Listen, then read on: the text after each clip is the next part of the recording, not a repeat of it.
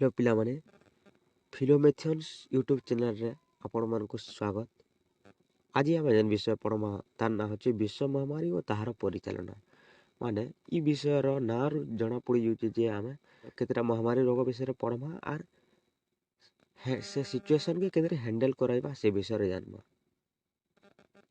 तो महामारी विषय जानबा पूर्व आमे जानि नमा जे रोग काहा के कहे आसी। रोग बा डिजीज तो प्रतिदिन आमर स्वाभाविक अवस्था किछिटा परिवर्तन गले ताके आमे रोगावस्था कहूँ। माने आमे प्रतिदिन आमर व्यवहार जमिति रहे आमे कार्य करिबार सक्षम होइथाउ सेथिरे किछिटा चेंजेस देखा गली ताके आमे रोग अवस्था कहूँ। आउ जेन रोग गोटे व्यक्ति रु अन्य व्यक्ति निके डेई थाए ताके आमे संक्रामक रोग कहिथाउ। किंतु रोग मनकर व्यापीबा अनुଯାयी माने केते जल्दी रोग लोकन को आक्रमण बा आक्रांत करुजे सेटा के देखिक रोग के तीन भाग कराई। तो जानी नमा कणा कणा तो पहला होचे स्थानिक, 2 नंबर महामारी, 3 नंबर होचे विश्व महामारी। स्थानिक रोग केवल गोटे स्थान रे माने गोटे निर्दिष्ट अंचल रे सेने बहुत समय धरी ई रोगटा होउथिबा आरु लोकन को बारंबार रोगाग्रस्त करथवा माने बहुत समय धरिक से रोगटा थिबा जेन जार उदाहरण होचे हमर मलेरिया। किंतु महामारी गोटे निर्दिष्ट गोटे भौगोलिक अंचल माने गोटे बड़ अंचल जिनता कि हमर गोटे देश उदाहरण गोटे देश रे सेटा रोगटा जल्दी द्रुततर भावे लोकन को आक्रांत करवा इथिरे असंख्य लोकन को मृत्युवरण हेबा जेनता कि हमर मिलीमिला पोलियो टाइम रे हेतिला। किंतु WHO घोषणा करिचे जे गोटे देशरू जदि रोगटा व्यापी करी द्रुततर भावे समग्र विश्वर लोकन को प्रभावित कला बा आक्रांत कला ताके विश्व महामारी कहा जेनता कि कोरोना, बसंत, इन्फ्लुएंजा इटा मन होचन विश्व महामारी उदाहरण। तार विषय आमे आगे पढ़मा। तो वर्तमान जानी नवा केतेटा विश्व महामारी बा महामारी रोगर उदाहरण सेति भितर होचे बसंत गुटे। ई रोगर मुख्यतः देहरे पानी फोटका है जाए आउ इथिरे अंध हेबार मध्य संभावना थाए। तो 1977 मसीह शेष रोगी चिन्हट कराइथिला बसंतर। ई रोगटा 12,000 वर्ष तक पृथ्वी रे रहिथिला बोली अनुमान करा जाए।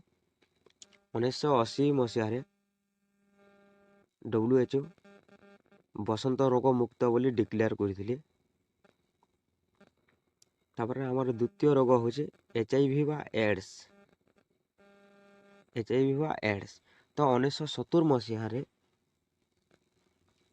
डेमोक्रेटिक रिपब्लिक ऑफ कोंगो माने कोंगो देश रे एड्स रो जन्म बोली अनुमान कराए। किंतु 1981 मसीहा रे USA रे प्रथम एड्स रोगी चिन्हट कराइथिला। 1990 और 95 रे एड्स सब आड़े व्यापी जाइथिला माने शिखर अवस्था रे तार थिला। ई रोगरे मुख्यतः ज्वर हेसी, मुंड व्यथा, माउथ अल्सर, मसल रे पेन हवा, जॉइंट मन को पेन हवा इत्यादि इरा तार लक्षण। तो हमर नेक्स्ट रोग होचे इन्फ्लुएंजा। इटा H1N1 भूताणु द्वारा हेतिसी। इतार बहुत वेरिएंट देखाई जे माने इटा अनेक टाइम रे अनेक रोगर कारण हेचे। H1N1 भूताणुटा Asian flu, Spanish flu, swine flu, flu pandemic. Next हमर रोग होचे होइजा। इटा उत्तर अमेरिका, पूर्व यूरोप, रूसिया रे होइतिला। ओडिसा रे मध्य होइतिला। गोपबंधु निजर पुओ ज्वर रे थिबा बेले से लोकन को साहाय्य करबार ले जेइतिले जेतेले ओडिसा रे होइजा होइतिला लोक माने मृत्युवरण करतिले एणे तेणे। ये होचन हमर उत्कलमणि गोपबंधु दास। नेक्स्ट रोग होचे प्लेग। प्लेगटा यर्सिनिया पेस्टिस नामक कवक द्वारा होती। आउ इतार बाहक होचन फ्लिउ माछी। इ माछी गुटे रक्त शोषा माछीटे। आउ यर्सिनिया पेस्टिसटा इ फ्लिउ माछी देहरे थिले। आउ इ फ्लिउ माछी जहाँके कामुड़िले ताहाके प्लेग रोग होइथिसी। आउ इ रोगर अन्य नाम होचे ब्लैक डेथ। माने ब्लैक डेथ कहले केउ रोग को बुझा जाए बेले प्लेग रोग हेबो। तो आमे जानी नमा आज जहाँ पढ़ना तार की पॉइंट्स माने पहला जो स्थानिक महामारी विश्व महामारी। स्थानिक कहला गोटे छोट स्थान और बहुत समय धरी रोग होतिबा लोकन को आक्रांत करथिबा। महामारी कहला गोटे भौगोलिक अंचल रे कम टाइम मध्यरे समस्त लोकन को आक्रांत करथिबा महामारी। आउ विश्व महामारी कहले गोटे देशरू अन्य देश मानकु पूरा द्रुतर भावे लोकन को आक्रांत करवा।